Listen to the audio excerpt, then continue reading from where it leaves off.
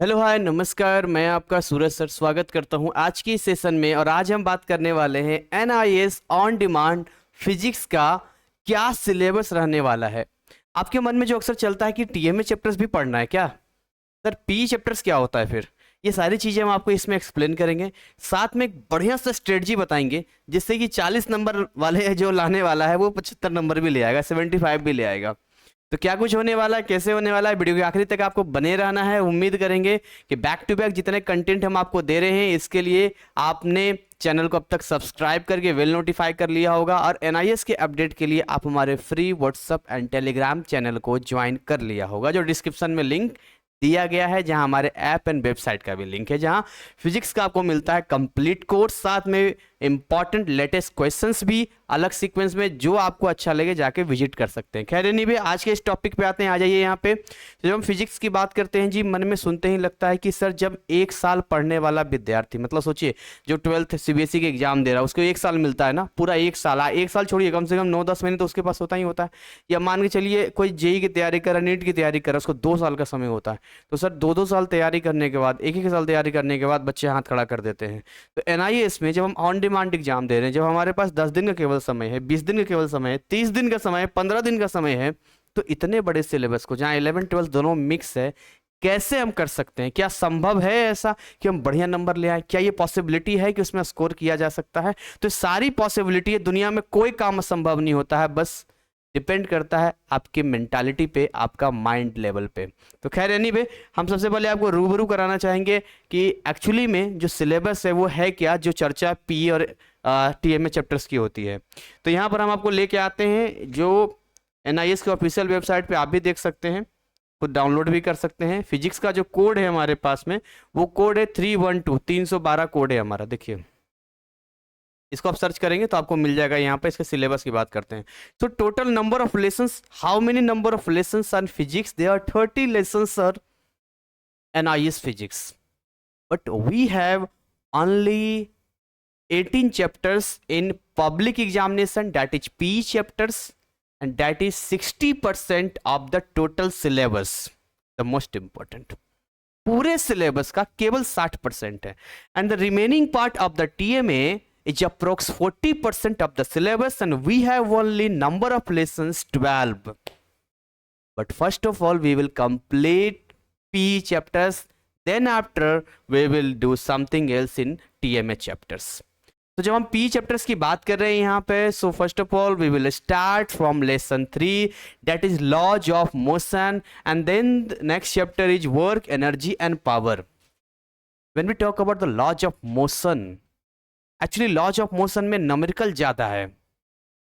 I will tell you that how many percents approx numericals and how many percents approx theory person. सो आपको ये note कर लेना चाहिए कि कितना परसेंट न्यूमेरिकल जाएगा, कितना परसेंट थ्योरी जाएगा। जब हम लॉज ऑफ मोशन की बात कर रहे हैं, लेसन 3 की बात कर रहे हैं, it's totally a chapter that depend on the numerical sections. There are so many questions that attach the ABD diagram, free body diagram. और जब हम फ्री बॉडी डायग्राम की बात करते हैं तो lot of forces are hidden that we have to find, then showed in that particular object, their component of vectors according to angle and something else. तो ये सारी चीजें कैसे आप करेंगे लॉज ऑफ मोशन में, जब तक पढ़ेंगे नहीं। बट एक चीज जो ये है कि अगर आपने पहले पढ़ा हुआ है, मतलब आपका प्रीवियस नॉलेज, जैसे आपने एनसीईआरटी पढ़ा है या जेई की तैयारी किया है या नीट की तैयारी किया है, तो वो बैकग्राउंड नॉलेज यहाँ पर जबरदस्त काम आएगा आपका। और अगर आपके पास कोई बैकग्राउंड नॉलेज नहीं है तो भी घबराने वाली बात नहीं है। एनआईएस का सिलेबस बहुत बेहतरीन तरीके से डिजाइन किया गया है, जो आपको कंफ्यूज नहीं होने देता है और आपको एक सही वे में पढ़ने का मौका देता है। तो लॉज ऑफ मोशन में 80% न्यूमेरिकल है, 20% आपका थ्योरी पोर्शन है, जिसमें आपका first law of motion and third law of motion इस पर रिपीट करता है। वर्क एनर्जी में भी सेम केस है, जैसे कुछ कुछ important work energy, W theorems हो गए, बाकी चीजें हो गई। भाई ये चीजें हैं जो आप इसको कर सकते हैं। आइए फटाफट हम आगे देखते हैं। प्रॉपर्टीज ऑफ फ्लूइड्स बड़ा इंटरेस्टिंग चैप्टर है, बहुत ही बढ़िया चैप्टर है, जिसके अंदर आपको ऐसे ऐसे कॉन्सेप्ट जानने को मिलता है, सीखने को मिलता है, जो आपको एक्चुअली में आपके डेली लाइफ से फील कराता है। इसके अलावा आगे बात करते हैं थर्मोडायनेमिक्स। इट्स एक हम कह सकते हैं कि automatic easy chapter thermodynamics. Thermodynamics इतना इजी चैप्टर है जिसको अगर ढंग से आपने पढ़ लिया तो आपका काम हो जाएगा आसान। ठीक है।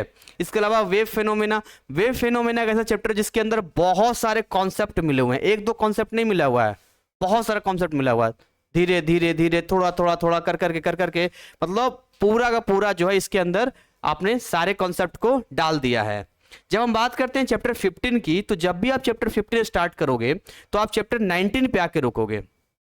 ये जो चैप्टर 15 देख रहे हो, this chapters are very conceptual, we can not ignore this chapters and without studying this chapters you can not study the remaining chapters. तो यहां पर देखिए मैं आपको बताता हूं वेव फेनोमेना क्यों इंपॉर्टेंट था, वेव फेनोमेना क्यों इंपॉर्टेंट था ये मैं आपको बता रहा हूं। वेव फेनोमेना अगर आपका कमजोर हो गया, वेव फेनोमेना आप नहीं पढ़ पाए, तो इसका असर पता कहां देखने को मिलेगा? इसका असर आपको देखने को मिलेगा chapter 19 electromagnetic induction and alternating current पे, एंड साथ में chapter 22 wave phenomena of light. I will tell you the right sequence that how to study physics syllabus, और उसको आप नोट कर लेना कि एक्चुअली में हम किस सीक्वेंस से फिजिक्स को पढ़ेंगे, कौन कौन सा चैप्टर हमारा सबसे पहले पढ़ना, कौन सा बाद में करना है, एंड टीएमए का क्या हिसाब किताब होने वाला है वो भी यहां पर हम आपसे चर्चा करेंगे। यहां पे जब हम बात करते हैं नेक्स्ट, आइए फटाफट देखते हैं चैप्टर 24 से 27। ये वो चैप्टर्स है जो कॉन्सेप्चुअल है, और हम इसको ऐसा कह सकते हैं कि ये हार्ड नहीं है। जैसे न्यूक्लियर फ्यूजन हो गया, न्यूक्लियर फिजन हो गया, है ना, रेडियो एक्टिविटी हो गया, न्यूक्लियाई हो गया, रेडिएशंस हो गए, and structure of atoms. This chapters also available in the chemistry, atomic structure. The almost concepts are same, but you will say that what's the difference between physics and chemistry. तो difference है, बिल्कुल difference है। Physics एक अलग level की बात करेगा, chemistry एक अलग लेवल की बात करेगा, समझ रहे हो। आगे हम बात करते हैं chapter 28 and 29। That's amazing chapters 28 and 29। और ये ऐसे चैप्टर्स हैं जो कहने को तो 2 चैप्टर है, 10 नंबर का आता है, बट ये इतना टाइम कंज्यूम आपका करता है कि आप बहुत इसमें कंफ्यूज होते हैं। तो जैसे मैंने यहां पर आपको कहा था कि चैप्टर 15 स्टार्ट करोगे तो चैप्टर 19 पे आकर रुकना, वैसे ही अगेन मैं आपसे कह रहा हूं कि अगर चैप्टर 28 स्टार्ट करोगे चैप्टर 19 पे आकर रुकना। और ये चैप्टर खुद से पढ़ा नहीं जा सकता है, या तो आपका बैकग्राउंड काम आएगा यहाँ पे, या आप किसी का सपोर्ट ले सकते हैं। अब ये जितने चैप्टर्स हमने आपको बताए हैं ना, उन सारे चैप्टर्स में एक स्पेसिफिक बात मैं आपको बता दूं, और वो ये है इनका न्यूमेरिकल पार्ट। बहुत बच्चे मुझसे क्वेश्चंस करते हैं और पूछते हैं कि सर इसका थ्योरी पोर्शन बता दीजिए, मेन याद करके चले जाएंगे और लिख के आ जाएंगे और पास कर जाएंगे। Is it possible in physics that only to remember all the theory portions and after writing in the exam? मतलब आप ये उम्मीद कर रहे हैं कि केवल थ्योरी पोर्शन आएगा? कितने थ्योरी पोर्शन इसके अंदर हैं? लिमिटेड है, बट मेजॉरिटी में क्वेश्चंस सॉल्विंग है ना, सॉल्यूशंस देना पड़ेगा ना आपको, तो इसके लिए एक प्रैक्टिस की भी नीड होगी। सो मैं हमेशा कहता हूं या तो अपनी सड़क खुद बनाइए, या आप रेडीमेड बने हुए सड़क पे चलिए। You have not a proper time, you have very short time, और इतने शॉर्ट टाइम में इतने बड़े सिलेबस को कवर करने के लिए एक सही मार्गदर्शन बहुत जरूरी है, अ प्रॉपर गाइडेंस जरूरी है। मैं अपनी तरफ से I am giving you my best, but क्या ये इतना काफी होगा आपको 75% लाने के लिए? नहीं।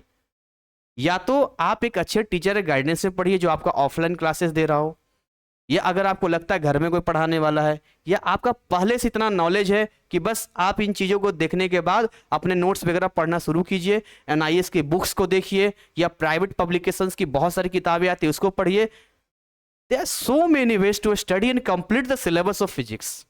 नो मैटर, वो मैटर ही नहीं करता है कि किससे पढ़ना नहीं पढ़ना है। हमारा टारगेट है भैया आपको आना चाहिए, आपको सॉल्व करके आना है, सीधी सी बात है। बस एग्जाम देना बहादुरी नहीं, एग्जाम में सही सही लिख के आना बहादुरी है। तो जितने पी चैप्टर्स हमने बताए हैं, ये वो चैप्टर्स मैंने आपको बताया जो सही तरीके से आपको करना है, और मेजॉरिटी में ऑन डिमांड एग्जाम में पीई चैप्टर्स आते हैं। But you will say that no sir, the 40% weightage is TMA chapters, so how it's possible that only PE chapters are? No, मैं ये कहीं नहीं रहा हूँ कि केवल PE chapters आते हैं। I'm just saying in majority, समझ रहे हो, मेजॉरिटी में ज़्यादा क्वेश्चंस PE के आपको मिलेंगे। आइए TMA का ओवरव्यू कराता हूँ आपको।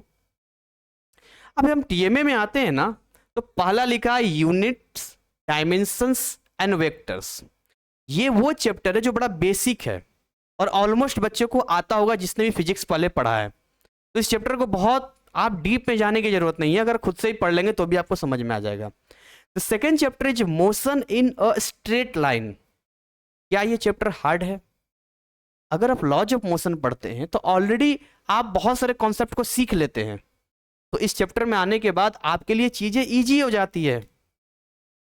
The three equations of motion, v is equal to U plus A T, S is equal to U T plus half A T square, V square is equal to U square plus two A S.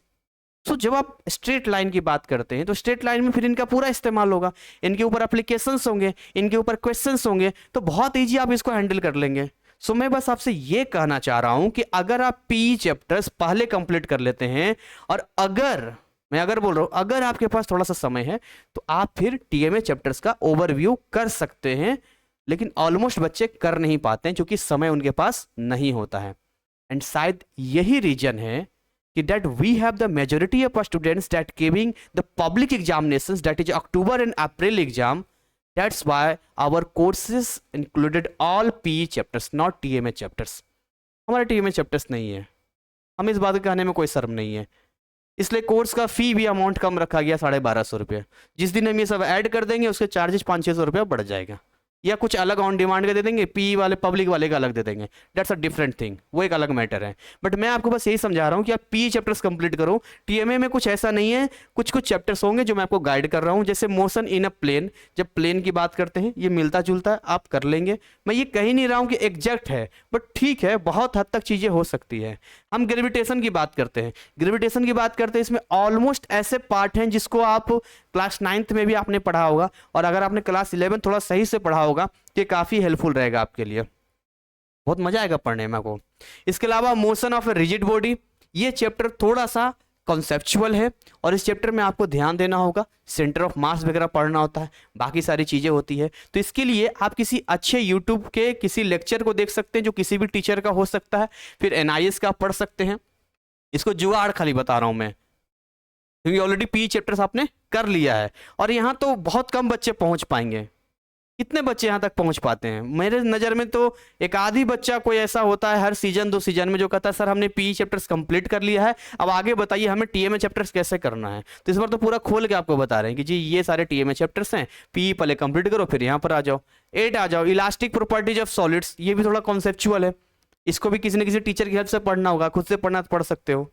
Kinetic theory of gases आपके लिए easy हो सकता है, क्योंकि already अगर किसी ने gases state पढ़ा है केमिस्ट्री में तो ये थोड़ा सा इजी पार्ट है, यहाँ आराम से कवर किया जा सकता है। बट इसके अंदर भी बहुत सारे ऐसे फॉर्मूलाज होते हैं जिसके अंदर आपको थोड़ा सा कंफ्यूजन हो सकता है। Heat transfer and solar energy ये उतना नहीं है बट एवरेज चैप्टर है। एंड सिंपल हार्मोनिक मोशन ये आपके लिए थोड़ा इजी हो सकता है, क्योंकि जैसे ही आप वेव फेनोमेना चैप्टर 14 की बात करते हैं, इसकी बात करते हैं वेव फेनोमेना की, तो ऑलरेडी इसके अंदर इतने सारे कंटेंट दिए गए हैं कि यहाँ आते आते ऑलरेडी आपके लिए ईजी हो जाता है। बट ठीक है, कुछ इक्वेशन से कुछ चीज़ें जो है आपको समझना पड़ता है। अब जैसे चैप्टर 14 की हम बात करते हैं वेव फेनोमेना की, हमने इससे पहले ही वीडियो बताया, तो हमने बताया कि हमने फिजिक्स में केवल और केवल पढ़ाया नहीं है, हमने उसके अंदर गाना भी गाया है। गाना सेंस क्या, मस्ती में नहीं, किसी टॉपिक को लेकर इजी बनाने के लिए हमने बहुत सारे ट्रिक्स दिया है। जैसे इलेक्ट्रोमैग्नेटिक इंडक्शंस को आएंगे, वहाँ भी हमने ट्रिक्स दिया है बहुत सारे, क्योंकि हार्ड चैप्टर है। इसके अलावा आप बात करेंगे अगर मैग्नेटिज्म वाले चैप्टर में, तो उसमें मदर बेबी रिलेशन दिया है, जिससे कोई वायर है सर्कुलर है, कोई वायर है स्ट्रेट है ना, कोई वायर है सोलेनॉइड है। तो कैसे हम लोग इसका डायरेक्शन और मैग्नीट्यूड फाइंड करेंगे मैग्नेटिक फील्ड का। सो जिसके लिए हमने फॉर्मूला दिया, आपका क्या बोलते हैं एम्पियर सर्कुलर लॉ हो गया, इन सब का हमने दिया है। तो बहुत सारे ऐसी चीज़ें हमने यहाँ पर दिया। वेव फेनोमेना तो बड़ा बढ़िया से पढ़ाया, पीच क्या होता है, लाउडनेस क्या होता है ना, क्वालिटी क्या होता है, टिम्बर क्या होता है, सब बताया है। जैसे अमरीश पुरी की आवाज़ है, अजय थोड़े सोते हुए सांप को छेड़ा है। अब बताओ, आप देख लो किसी को, सुनील सेठी की आवाज़ देख लो, अंजले अंजले, आप किसी का भी देख लो। तो ऐसे करके जो पिच होता है, क्वालिटी होता है, हमने इस तरीके से किया है कि आपको पढ़ते पढ़ते ही चीज़ें ईजी हो जाएगी और आपको आसान लगने लग जाएगा। तो यहाँ से मैं आपको ये समझाने की कोशिश कर रहा हूँ कि आप हमारा कोर्स लेते हैं तो केवल और केवल वहाँ पर हमने पढ़ाया नहीं है, बल्कि शॉर्ट टाइम में कैसे बच्चा कवर कर लेगा, ये हमारी पहली प्रायोरिटी थी, और वो देने में हम सफल हो गए, और थाउजेंड्स ऑफ स्टूडेंट्स आज की डेट में सफल हैं। इसके अलावा आगे हम बात करते हैं, यहाँ पर देखिए reflection and refraction of light and optical instruments. देखिए reflection and refraction of light की बात करें, already you have study in your class 10th science के चैप्टर में 10वीं क्लास में आपने पढ़ा होगा, एंड उसमें लेंसेज के बारे में पढ़ा होगा आपने, मिरर्स के बारे में पढ़ा होगा आपने, क्या उसका पोजीशन होता है, कहाँ उसका इमेज बनता है, वो सारी चीज़ें जो आपने पढ़ा है ये सब इंप्लीमेंट यहाँ पर होने वाला है। तो अगर वो बैकग्राउंड नॉलेज है आपके पास तो यहाँ कर सकते हैं। मैंने कहा ना यहाँ तक बहुत कम बच्चे पहुंच पाते हैं, फिर भी अगर आपको लगता है आप कर सकते हैं तो मैं पूरे दिल खोल के बता रहा हूँ कि ऐसे किया जा सकता है। छोटा देखिए, कम्युनिकेशन सिस्टम, अब ये कौन सा हार्ड है, तो बड़ा इजी चैप्टर है। सो मैं ये कह रहा हूँ कि अगर आप बात करते हैं पीई चैप्टर्स की, सो जी पीई चैप्टर्स जो होते हैं हमारे पास में वो लिमिटेड है। अच्छा, तो लिमिटेड है इसका सेंस क्या? लिमिटेड सेंस मतलब क्या है? मतलब लिमिटेड है, और क्या मतलब उसको कंप्लीट कर लीजिए, उसमें चॉइस मत दीजिए कि ये छोड़ना ये करना है। हाँ, चैप्टर 28 और 29 की बात करते हैं जो सेमीकंडक्टर्स का है, उसके बारे में आप बोल सकते हैं कि अगर हमें मान लो सेमीकंडक्टर समझ में नहीं आ रहा है और समय बिल्कुल कम है, तो आदमी जान थोड़ी दे देगा। मेरा सिंपल फंडा है कि भाई 1 या 2 चैप्टर जो आपकी नाक में दम कर दे, उसकी वजह से पूरा सिलेबस खराब हो जाए, ये कहाँ तक सही है कि हम उन दोनों चैप्टर को सही से मतलब उस चैप्टर को लेकर चलो बाकी सबको चूल्हे में डाल दो, कहाँ तक सही है? सही बात तो नहीं है ना ये। ठीक है, नहीं आ रहा कोशिश करेंगे। तो लास्ट तक आपको देखना है और करना है। तो ये पूरा ओवरव्यू मैंने यहाँ पर आपको दे दिया है। ये पीडीएफ आपको बहुत आसानी से मिल जाएगा, आपको एनआईएस की वेबसाइट पे सर्च करेंगे तो। खैर एनीवे, अब आपको वापस लेके आते हैं यहाँ पे, और यहाँ पर आपको हम समझाते हैं कि क्या कुछ हिसाब किताब है, समझिएगा तो ध्यान से, है ना। नेक्स्ट, सो जब आप स्टडी करेंगे प्रॉपर तरीके से, कंटेंट आपके पास है, मटेरियल आपके पास है, आपके पास, मुझे मालूम है ऑन डिमांड वालों को बुक्स नहीं मिलता है, तो हमने ई बुक्स ऑलरेडी प्रोवाइड कर रखा है अपने ऐप में, जो फ्री ऑफ कॉस्ट है, वहां से आप डाउनलोड कर सकते हैं। सो बेसिकली आपका सीक्वेंस क्या होगा, what will the right sequence to study the physics. तो सबसे पहले आप कंप्लीट करेंगे laws of motion. It's very important chapter. Without this chapter you can not understand the concepts and other problem solving in physics. The second, work energy, it's another chapter that's very important. Work energy power. और हम तीसरा, अगर हम इसके आगे आप बोलेंगे कि सर इसके बाद हम फर्दर क्या करना चाहिए, तो मैं सीधा आपको पता है कहां जंप करा दूंगा, सीधा लेके आ जाऊंगा चैप्टर 15 पे, और बोलूंगा चैप्टर 15 से सीधा चैप्टर 19 तक पढ़ो। सर क्या कर रहे हैं आप? आपने पहले किया चैप्टर 3, हाँ जी, फिर आपने किया चैप्टर 6, हाँ जी, और सीधा आप जंप करवा रहे हैं चैप्टर 15 से 19। बीच के चैप्टर्स क्या नहीं पढ़ने? नो नो नो नो, मैं ये कही नहीं रहा कि नहीं पढ़ना है, ये मेरा सीक्वेंस है पढ़ाने का, और मैंने ये नोट किया है कि ये सीक्वेंस ज़्यादा सही है। इसके पीछे रीजन है, कई सारे रीजन है। जैसे देखिए, laws of motion and work energy, ये कॉन्सेप्चुअल चैप्टर्स हैं, बेसिक्स है, फिजिक्स में आपको आना चाहिए। हालांकि मैंने बेसिक फिजिक्स का ऑलरेडी वीडियो दे रखा है, जो आप प्लेलिस्ट में देखेंगे तो आपको मिल जाएगा, हमारे चैनल पर ही मिल जाएगा। तो आपको जब ये फिजिक्स समझ में आने लगता है तो उसके बाद हमारा टारगेट होता है चैप्टर 15 से 19। इसके पीछे कारण ये है कि बड़े कॉन्सेप्चुअल चैप्टर है, मतलब इसको लास्ट में हम नहीं पढ़ सकते, और इंपॉर्टेंट भी है, तो इसको लास्ट में हम नहीं पढ़ सकते, इंपॉर्टेंट भी है। सो डेट्स वाई इसको अगर हम कंप्लीट कर लेते हैं तो बाद में हमें रिवीजन करने का मौका मिल जाएगा एक बार। सो शायद यही एक वजह है कि मैं इसको डायरेक्ट लेके आता हूं। अब इसके बाद जो आपको पढ़ना है वो अगला चैप्टर पढ़ना है, वेव फेनोमेना। बैक हो जाना है थोड़ा सा, चैप्टर 14 पढ़ना है, वेव फेनोमेना। देखो, थाउजेंड्स ऑफ स्टूडेंट्स को मैं पढ़ा चुका हूं, आज की डेट में भी मेरा इतना कोर्स बिकता है, बच्चे पढ़ते हैं, और मेरा पूरा एक्सपीरियंस है इन चीज़ों का। तो जो मैं बता रहा हूँ कोई ऐसे नहीं कि गूगल से देख लिया, देख लो, नहीं किताब में पढ़ लिया, सब नहीं है, पर्सनल एक्सपीरियंस है, और बच्चे सफल हुए हैं, ऐसी बात नहीं है। मेरे कितने स्टूडेंट्स हैं जो नेवी में जॉब कर रहे हैं, आर्मी में हैं, पायलट हैं, और जिस मकसद के लिए एनआईए से मतलब आते हैं, जैसे होता है ना पायलट वगैरह के लिए इंडिया में फिजिक्स और मैथ होना चाहिए, तो लेके पढ़ते हैं बच्चे। और नॉर्मल सीबीएसई बा फेल स्टूडेंट या बाकी लोग तो पढ़ते ही रहते हैं। खैर, तो वेव फिनोमेना हो गया यहाँ पे। अब वेव फिनोमेना के जस्ट बाद आपको पता क्या स्टार्ट कर देना चाहिए, इसके बाद आपको स्टार्ट कर देना चाहिए यहाँ से सीधा आपका wave phenomena of light. Wave phenomena of light,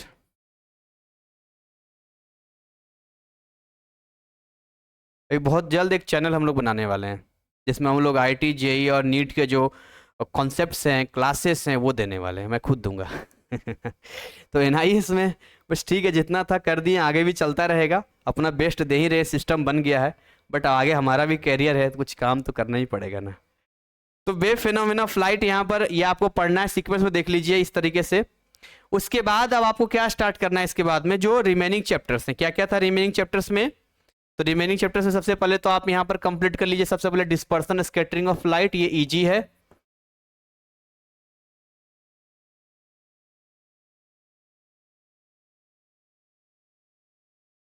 ना, ये इजी है आपका। डिस्पर्सन स्कैटरिंग ऑफ लाइट की बात करते हैं तो इसके अलावा आप आगे और बैक आ जाइए, जैसे थर्मोडायनेमिक्स हो गया। इसके अलावा और आ जाइए, प्रॉपर्टीज ऑफ फ्लूइड्स हो गया।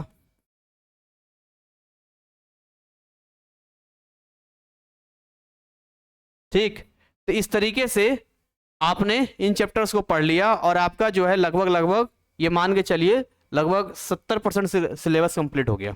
70% सिलेबस यहाँ से कंप्लीट हो गया आपका। अब ऑन डिमांड की बात करें तो 70% ना समझ के आप समझिए आपका 50% हुआ है।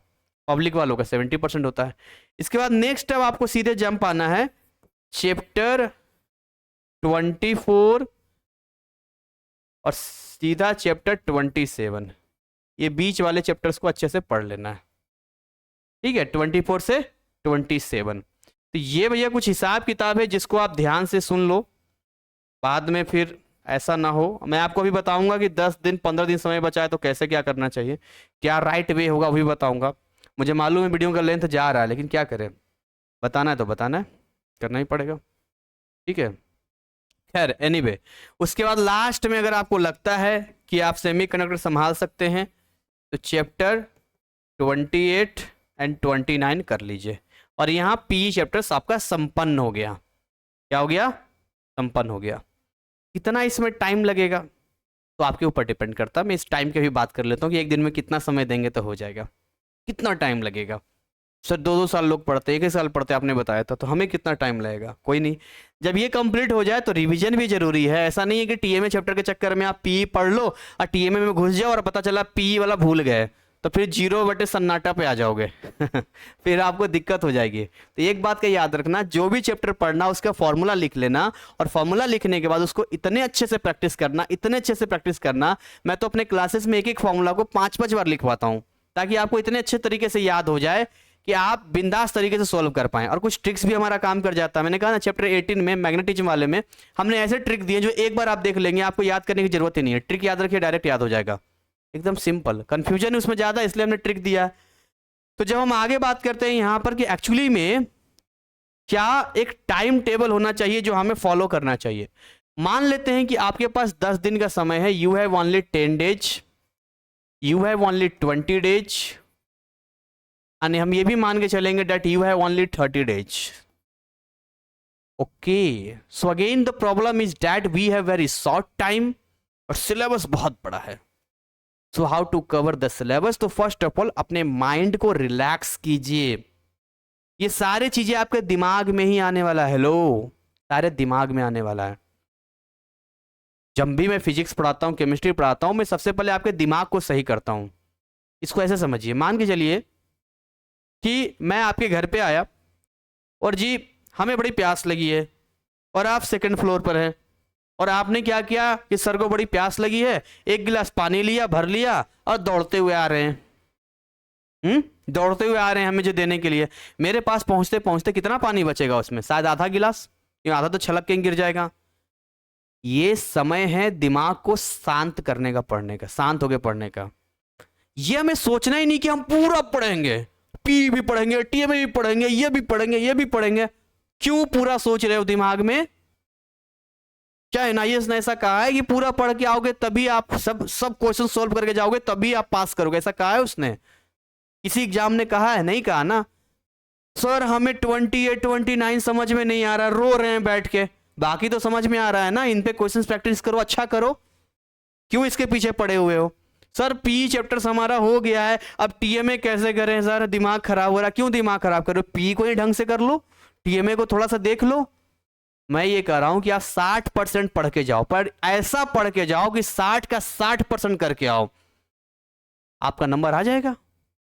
समझ रहे हो? मैं कहता हूं 50% पढ़ के जाओ, पर ढंग से इतना बढ़िया से पढ़ के जाओ ना, इतना बढ़िया से पढ़ के जाओ कि उसमें से अगर क्वेश्चंस आ जाए तो आप सोल्व करके आओगे। इतनी जिम्मेदारी आपको लेनी पड़ेगी। देखो कैसे नहीं होता है। तो दिमाग को पहले शांत कीजिए, रिलैक्स कीजिए माइंड को, उसके बाद आप सोचिए। आप ये समय मत देखिए कि जो हमारे पास खाली 10 दिन है, हमारे पास 20 दिन है, 30 दिन है, कैसे क्या होगा। रोते रहेंगे तो रोते ही रह जाएंगे, रोना नहीं है, हमें सॉल्यूशन ढूंढना है। प्रॉब्लम तो ऑलरेडी हमारे सामने है, ठीक है, और सारा खेल दिमाग का है। तो देखिए यहां पर आप चीजों को थोड़ा समझिएगा, यहां पर थोड़ा समझिएगा चीजों को। जैसे मान लो कि आपके पास 10 दिन का समय है, तो मेरे हिसाब से अगर हम फिजिक्स की बात करते हैं तो अप्रोक्स आपको एक दिन में कम से कम जो है, फिजिक्स की बात करें तो 5 घंटा तो कहीं नहीं जाता है, 4 घंटा 5 घंटा आपको रोज पढ़ना चाहिए। बाकी ये आपका नॉलेज कैसा है बैकग्राउंड का, इस पर डिपेंड करेगा। हो सकता है आपको 5 घंटा ना पढ़ना पड़े, आपका पहले ही से अच्छा हो, आप 2 घंटा 3 घंटा पढ़ लें तब भी आपका काम हो जा रहा, कौन जानता है। तो आपके नॉलेज पर डिपेंड करता है, बट हम एक बेसिक मान के चलते हैं कि अगर बिल्कुल कोई बेसिक से स्टार्ट करेगा, 10 दिन में करना चाहता है। और मैं यहां तक कहता हूं जी कि 10 दिन का अगर टेंशन हो रहा है तो आप ये भी कर सकते हैं ना कि एग्जाम देकर आए, अच्छा नहीं किया तो अगले दिन फिर से 1 हफ्ते बाद का बुक कर लो। आपके पास लगता है कि और टाइम है, 10 दिन 20 दिन का टाइम ले लो, कौन सा दिक्कत है। ऑन डिमांड तो ऐसे जिंदाबाद है, ऐसी कोई दिक्कत थोड़ी है। उसी तरह से 20 दिन का अगर समय है तो एक दिन में कम से कम आपको 3 घंटा जरूर देना चाहिए, 3 से 4 घंटे, है ना। और 30 दिन है तो कम से कम 2 घंटे रोज आप दीजिए, इतना तो आपको देना ही पड़ेगा। 2 घंटा 3 घंटा रोज आपको देना पड़ेगा। मैंने एक जनरल बताई है, ये डिपेंड करेगा, टाइम फ्लैक्चुएट करेगा स्टूडेंट टू स्टूडेंट। हो सकता है किसी का 30 दिन का समय ऊपर उसे 4 घंटा चाहिए, क्योंकि एक ही चीज को देखने में उसे दिक्कत होती है। अब ये टाइम मैं अपने कोर्सेज के अकॉर्डिंग बता रहा हूं। अब आप खुद से पढ़ेंगे तो हो सकता है इससे डबल टाइम लग जाए, मैं ये नहीं कह सकता। मैं अपने कोर्सेज के अकॉर्डिंग बता रहा हूं कि अगर हमारा कोई कोर्स लेता है और इतने टाइम में इतना इतना समय देखता है, हमारा लेक्चर देखता है, हमारी चीजें देखता है, तो उसके लिए चीजें आसान हो जाएगी। और बाकी मैं यही मान के चल रहा हूं कि आप भी किसी टीचर से पढ़ रहे होंगे या आपके पास नॉलेज होगा, ठीक है, तो आप इस तरह से कर रहे होंगे। इसके अलावा देखिए क्या करना है आपको, एवरीडे आपको क्या करना है, 15 से 20 मिनट रोज एक रिवीजन करना है। एक मान लीजिए कि हमें रिवीजन करना है जिसमें फॉर्मूलाज होंगे, फॉर्मूला वगैरह होना जरूरी है रोज, यहां भी और यहां भी एक हैबिट होनी चाहिए कि 15 से 20 मिनट हम रिवीजन करेंगे। एक बात बताइए ना, आपके पास फिजिक्स है ना, और फिजिक्स में जो है आप बहुत अच्छा समझ रहे हैं, बहुत अच्छे से आता है, लेकिन आप फॉर्मूला ही आपको याद नहीं है, तो जब क्वेश्चंस आएंगे तो आप सॉल्व कैसे करेंगे। पॉसिबल है सॉल्व करने का? नहीं पॉसिबल है ना। तो जब पॉसिबल नहीं तो ऐसा काम ही क्यों कर रहे हैं हम। तो रोज थोड़ा थोड़ा देंगे। किसने कहा है कि 10 दिन का खाना एक दिन में खा लो। अरे भैया ठीक है, थोड़ा थोड़ा रोज पढ़ते जाइए ना, आराम से बिंदास तरीके से सब हो जाएगा, है ठीक है। तो ये कुछ इस तरह के हिसाब किताब था। अब थोड़ा सा लास्ट में आपको बता देना चाहेंगे कुछ अपने कोर्स के बारे में। लेना ना लेना आपकी इच्छा, आपकी स्वेच्छा, देख लीजिए, मे भी शायद आपके लिए हेल्पफुल रह जाए। लाखों रुपए आप लगाते हैं बाहर हायर एजुकेशन में, और मैं ये भी मान के चलता हूँ कि बहुत सारे बच्चे हैं जो मिडिल क्लास से आते हैं, जिनका जो हम बात करें फाइनेंशियली कमजोर होते हैं, तो उन बच्चों से भी मैं यही कहना चाहूँगा कि आपको हर महीने नहीं लगाना, वन टाइम होता है और ये आपके लाइफ की बात है, ठीक है ना। बाकी फिर भी आपसे अगर नहीं होता है तो हमने अपने ऐप में फ्री बुक्स दे रखा है जिसको आप पढ़ सकते हैं। अपने चैनल पे हमने 10 से 15% कंटेंट फ्री में दे रखा है जिसको आप समझ सकते हैं, लेकिन रिस्क लेने वाली बात हो जाएगी। थोड़ा सा का बजट है, अगर आप इसको कर लेते हैं तो आप बहुत अच्छा परफॉर्म कर सकते हैं। बाकी अगेन मैं कहूंगा आपकी इच्छा है, सुन लीजिए जरा, उसके बाद हम इसको कुछ और बातें बता के वीडियो ओवर कर देंगे। तो जैसे हमने फिजिक्स का जो कोर्स यहां पर दिया है, फिजिक्स का एक तो हमने प्रीमियम रिकॉर्डेड कोर्स दिया है।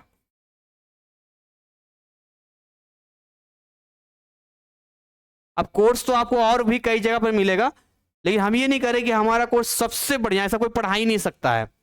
लेकिन मुझे अपने कोर्स पे भरोसा है और इतने स्टूडेंट सफल हुए इस कोर्स को पढ़ के, क्योंकि मैंने डिजाइन किया और मैंने जी जान लगाया है। तो मुझे पता है कि जो मैं अपने तरीके से दिया, बाकी जगह क्या यूट्यूबर्स हैं, उन्होंने क्या किसी को हायर कर लिया, या मान लो किसी को हायर करने की क्षमता है इनमें NIS में, लोकल वोकल टीचर से करवा लिया, या किसी का PDF आपको चेप दिया, बस यही सब काम रहेगा। अगर डाउट होगा तो किससे पूछेंगे, यहाँ तो आप हमसे डाउट भी पूछ सकते हैं, आप अपनी क्वेरीज भी क्लियर कर सकते हैं। तो प्रीमियम रिकॉर्डेड कोर्स की जो हम बात करते हैं, इसकी प्राइसिंग जो है 1250 रुपये है। जो जनरली इस पूरे कोर्स को कंप्लीट करने के लिए आप हमसे 1 महीना पढ़िए या 2 महीना पढ़िए, पूरा कोर्स अगर मैं कंप्लीट कराऊंगा 5000 रुपये से कम नहीं लेता हूं मैं। ऑफलाइन की बात बोल रहा हूँ, 5000 6000 रुपये वो मेरी जिम्मेदारी है। आपको 1 महीना में करना हम कर देंगे, लेकिन ऑफलाइन से हटकर ऑनलाइन आने के बाद हमने इसकी प्राइसिंग को केवल रख दिया। हालांकि यहाँ भी कुछ प्राइसिंग फ्लक्चुएट करेगा, बढ़ेगा ये, बट अगर आप लाभ ले सकते हैं तो ले लीजिए, इस पर भी डिस्कशन हमारी टीम कर रही है। अगर हम आगे बात करते हैं, यहाँ पे हमने एक दिया VVI क्वेश्चन, जिसमें हमने लेटेस्ट क्वेश्चंस भी अपडेट कर दिया है। और मैं आपकी जानकारी के लिए बता दूं, ये केवल 444 का है, और ये आप मान के चलिए किसी भी एग्जाम में 33% का वेटेज, 40% तक का वेटेज है किसी भी क्वेश्चंस में जाएंगे। तो ऐसे ऐसे मैंने बच्चों को देखा है जिनके पास 2 दिन 3 दिन का समय था, मेरे VVI क्वेश्चंस लिया, रिजल्ट आया कहाँ सर हम पास कर गए, मतलब 40 नंबर 45 नंबर आ गया, 35 नंबर आ गया, हम पास कर गए सर। अच्छा लगा, वो बच्चा फेल होने वाला था पास कर गया। बट आपको और अच्छा करना है तो और अच्छा परसेंटेज आपको दिलवा देगा ये। इसके साथ ही साथ आपको एक फ्री में हमारी तरफ से एक छोटा सा गिफ्ट है, फ्री में सभी लोगों के लिए, फिजिक्स का फॉर्मूला सीट। बेसिकली फिजिक्स ही नहीं, केमिस्ट्री भी उसमें मिल जाएगा, मैथ भी मिल जाएगा। और ये आपको कहाँ मिलेगा, कहाँ डाउनलोड कर सकते हैं आप, डिस्क्रिप्शन में जाएंगे आप तो हमारा जो टेलीग्राम चैनल है, जो हमारा टेलीग्राम चैनल है उसका लिंक दिया होगा, उसको ज्वाइन कीजिए और वहीं पर जाएंगे तो ये PDF आपको मिल जाएगा, उसको डाउनलोड कीजिए और डायरेक्टली उस फॉर्मूला को याद कीजिए। That will be best for you, आपका टाइम सेविंग बचेगा, टाइम भी बचेगा। तो यही कुछ चीज़ें थी मैंने जो आपको यहाँ पर बताई। मुझे उम्मीद है कि जो फिजिक्स के लेकर अब तक आपके माइंड में कन्फ्यूजन था, कई बच्चों को होता है कि सर हमें बेसिक मैथमेटिक्स नहीं आती है, sir we have lot of problems that when we solve the questions of physics we are unable to solve the questions. Sir बड़ा दिक्कत होता है, हम पूरा सॉल्व कर देते हैं but it's very difficult to solve the decimal points, under root and something else. बहुत सारी चीजें ऐसी है जो हम फंस जाते हैं, and that's a basic mathematics that's belong class 1 to class 8 9 10। तो ऑलरेडी बेसिक मैथमेटिक्स के ऊपर हमने अपने हैंड रिटन जो है क्वेश्चंस लिखे हैं और ये कुछ वीडियोज भी हैं। अगर आपको चाहिए डिस्क्रिप्शन में जाइए, वहां पर हमारा एक नंबर मिलेगा 9643480201 और वहां आपको बोलना है कि सूरज सर ने वीडियो में बताया था कि किसको भी बेसिक मैथमेटिक्स चाहिए वो हमें भेज दे, हम अपनी टीम आपको हमारी टीम को मतलब हम बोल देंगे, वो आपको दे देंगे, बिल्कुल फ्री ऑफ कॉस्ट है। उसको पढ़िए, अपना बेसिक्स क्लियर कीजिए। सो हमारी तरफ से जो बेस्ट हो सकता है वो बेस्ट हम आपको देने की कोशिश कर रहे हैं। We are trying to give our best. कई लोग कहते हैं सर आप गारंटी लेते हैं कि आप पास करवा देंगे। मैं कहता हूं कि मुझे अपने कोर्स पे बहुत भरोसा है, मैं अपने कोर्स की गारंटी लेता हूं कि हम वो सारे कॉन्सेप्ट और सारी चीजें बहुत बेहतरीन तरीके से पढ़ाया है। क्या आप गारंटी लेते हैं कि हमारे कोर्स को आप जी जान लगा के मेहनत से पढ़ेंगे? अगर आप गारंटी लेते हैं तो हम भी गारंटी लेते हैं, आपको 70 80 90% लाने से कोई नहीं रोक सकता है। सीधी सी बात है। और थोड़ी ना बाकी झूठे बातें बाकियों की तरह कर दें कि हम गारंटी पास करवा देंगे, ये करा देंगे, वो करा देंगे। How it's possible that without studying आप पास होने की सोच रहे? संभव है ये? नॉनसेंस वाली बात है ना ये, जिनकी बातों में भी आप सुन के इस तरह से हमसे क्वेश्चंस करते हैं। मैं तो सोच के ही करता हूँ कि सारे बच्चे बिना पढ़े ही पास कर जाएंगे तो क्या होगा फिर। और दूसरी बात, जो कोर्स हमने डिजाइन किया उसमें हमने ये सोच के पढ़ाया ही नहीं खाली NIS का पढ़ाना है, हमने ये सोच के पढ़ाया बहुत बच्चे नीट की तैयारी करते हैं, बहुत बच्चे JEE मेंस की तैयारी करते हैं, तो हमने उसके अंदर जो है उसी डिजाइन में उसी वे में पढ़ाया है। समझ रहे हो? क्योंकि नॉलेज हमारे पास ज्यादा है ना, 8 साल पढ़ाया है CBSE को, JEE मेंस नीट की तैयारी कराई है, तो रोकते रोकते भी इस कोर्स में थोड़ा बहुत दिख ही जाता है। ठीक है, एक खाली बोर्ड लेवल का टीचर पढ़ाएगा तो उसका अलग पढ़ाने का तरीका होगा, और एक JEE मेंस नीट की तैयारी करेगा उसका अलग ही होगा। तो खैर ये सारी चीजें हैं जिसको आप इसका लाभ ले सकते हैं, खुद से पढ़ सकते हैं। एनीवे अच्छे से पढ़िए, मेहनत कीजिए, आगे बढ़िए, दिन रात एक लगा दीजिए, लेकिन वो काम कीजिए जिससे कि अच्छा नंबर आ जाए। लाइफ में एक बार मार्क्सशीट आएगा ना हाथ में, वो आपको हमेशा लगेगा मेहनत किया तो उस समय आया, और अपनी मेहनत की बात ही अलग बात होती है। बस थोड़े दिन की मेहनत है, जी जान लगा दीजिए, चाहे जो भी हो। पढ़ना है तो पढ़ना, एक जिद बनाइए, लापरवाही मत कीजिए, इस समय पे आपके लाइफ की बात है ये। सो इसी के साथ इसको ओवर करेंगे, मिलेंगे नए कंटेंट नए अपडेट के साथ में, जैसे मैथमेटिक्स या बाकी सब्जेक्ट के वीडियो के साथ में, जिसमें हम आपको बताएंगे ऑन डिमांड में क्या कैसे होगा। So thank you so much, wish you all the best.